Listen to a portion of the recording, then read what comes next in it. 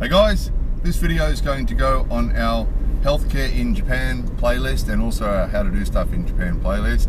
We mentioned on a previous video about bringing pharmaceutical drugs to Japan, bringing prescription drugs to Japan, and the fact that some prescription drugs that are freely available in some other countries are not permitted in Japan. They're not allowed in Japan at all. So particularly codeine-based medicines and things like that are usually not allowed in Japan. So if you're coming to Japan and you have some need for some prescription drugs for your health, then best thing to do is to look at the Japanese Ministry of Foreign Affairs website, and they actually have a list there of drugs that are allowed and not allowed in Japan. If you need to, you can contact the embassy in your country and check with them about what drugs are required. If they are prescription drugs, usually you will need to bring them with a copy of a prescription from your doctor so that you can prove when you come through customs that you have these drugs. You have to declare them, of course. Have to declare them when you enter the country and show them the drugs and show them the prescription from your doctor. But of course, if that drug is banned in Japan, the fact that you've got a prescription from your doctor from your own country isn't going to get them in. If the drug is banned in Japan, you won't be able to bring them in. They'll be taken off you and destroyed. And if you don't declare them and you try and bring them in, you could well be charged with a criminal offence and deported. So you can't do that. So you have to declare any drugs that you bring in, and if they're prescription drugs, you have to show them. You show them prescription, and before you even come to Japan, you should check and make sure that they're not on the banned list. So that's as far as prescription drugs from outside Japan. Then as far as prescription drugs in Japan, that's the next step. So usually the way drugs are prescribed here is pretty much the same as in most other countries. So the doctor will just write you a prescription for the drugs. They're dispensed in a slightly different way, as we've showed you on a previous video. Quite often it just comes in a powdered form in a little plastic bag. Looks like a little street deal, but that's how a lot of them are dispensed, just in a little plastic bag of powder or in a little plastic bag of pills. However, before you get that far, you'll get your prescription from the doctor, and obviously the doctor has done the same thing as doctors do in most countries. They check and see if you've got any allergies, they check to see if you're taking any other medication, they check your medical history. You know, they do all that sort of thing first before they prescribe you any serious medicines, don't they? And so they've already checked all that to make sure that's okay. Then they write you the prescription. Usually it's printed out. They give it to you.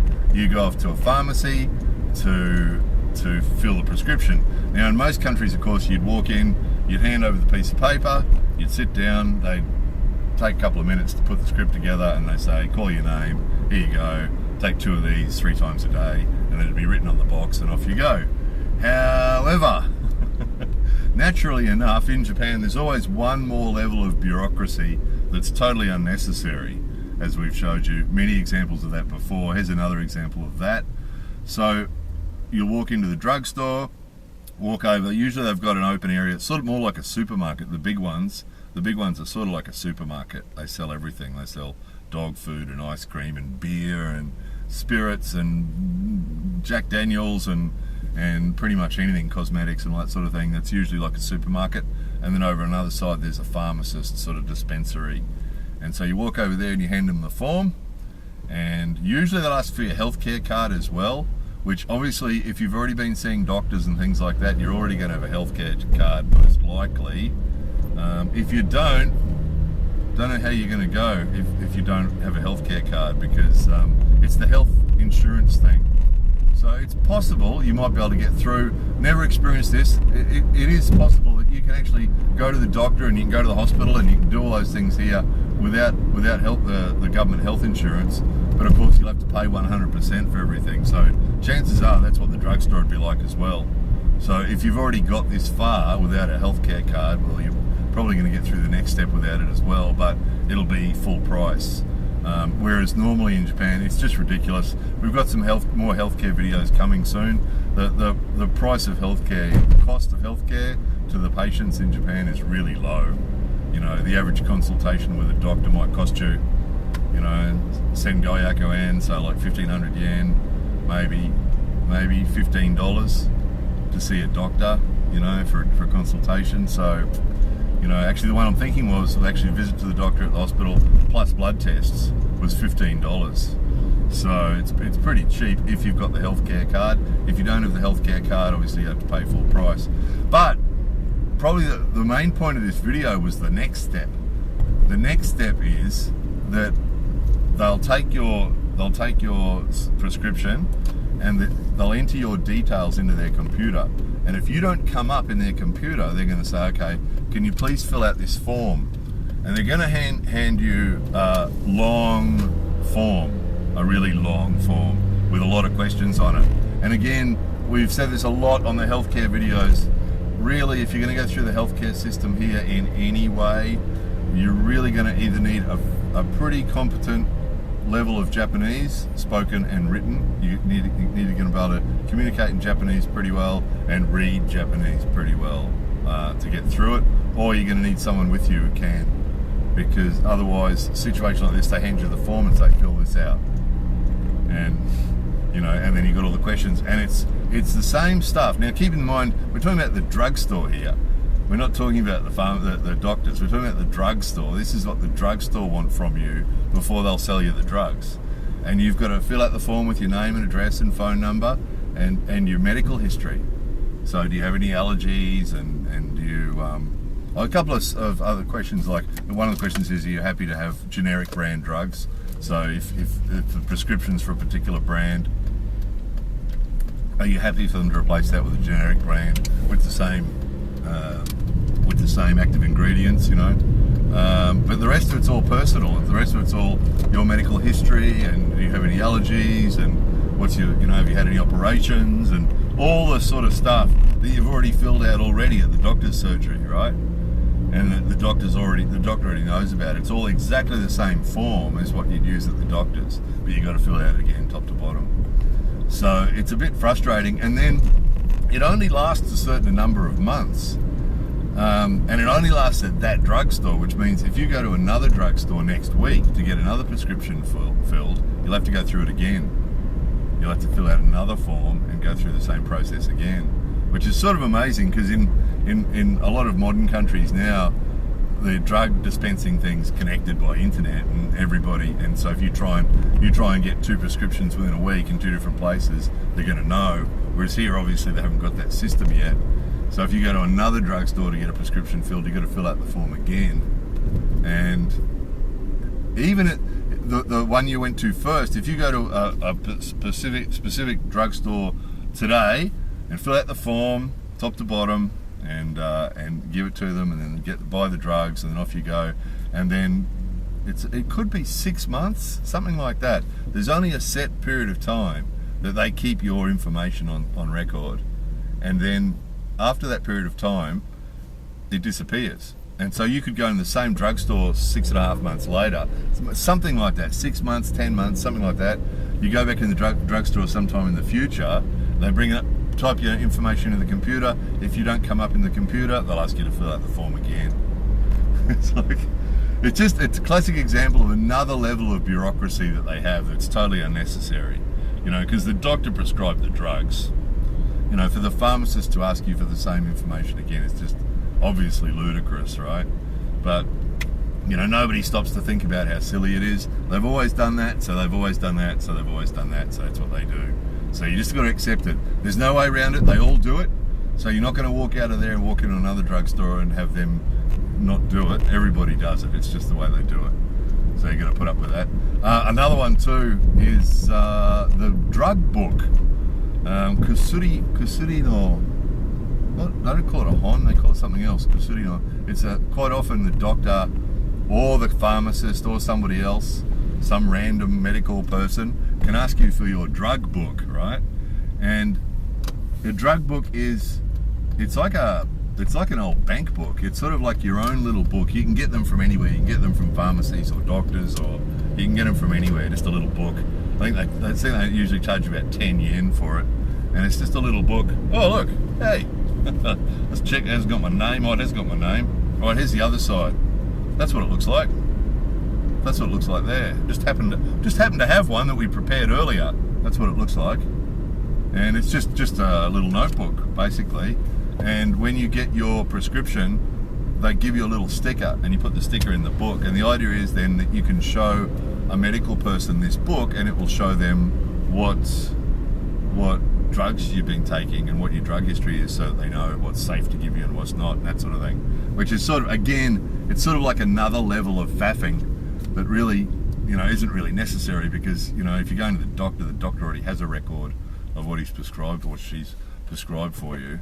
So, a little book with all your medicines in it is just another bunch of paper. The paper's ridiculous. We've got some more medical type videos. You're going to notice a trend over the next few months. There's going to be a lot of medical related videos coming over the next few months, unfortunately. But in amongst them, you're going to notice there's a lot of paper. As with just about anything you do in Japan, there's always a lot of paper. We've showed you lots of examples of that already. Buying a house, there's probably 100 times more paper than there is buying a house in another country. No exaggeration either. The contracts and documents, at least 100 times more pages than there would be in a lot of other countries. Because it's sort of like instead of just having a set way of doing it where it refers to, most countries, a contract or something would have, as per the laws of this state, right? And that'd cover it. Whereas here, they write all the laws of this state that pertain to the contract in the contract.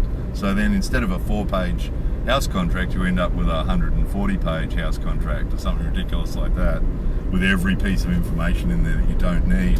And it's all like that. The medical system's the same. The medical system's actually extremely good. We're going to show you some examples of that shortly too. And it is very, very good, and it's cheap and it's effective and it's really good.